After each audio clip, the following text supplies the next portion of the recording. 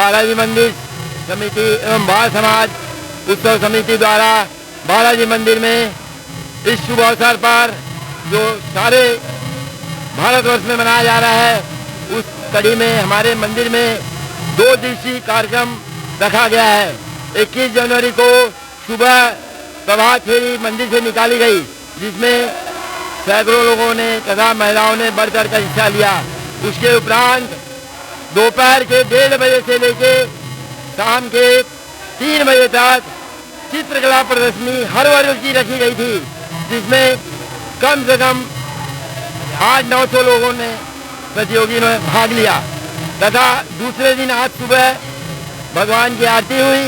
उसके बाद अभी सामूहिक संगीतमय सुंदरकांड पाठ चल रहा है। इसके बाद दोपहर में सुंदरकांड के उपरांत भगवान की आरती होगी तथा प्रसादी का वितरण किया जाएगा। उसके बाद दोपहर के 2:30 बजे भव्य शोभा यात्रा मंदिर से निकलकर पूरे रांधनगांव के मुख्य मार्गों से होते हुए वापस मंदिर में आएगी। उसके बाद सब भक्त लोग रहेंगे, उनको प्रसादी का वितरण किया जाएगा।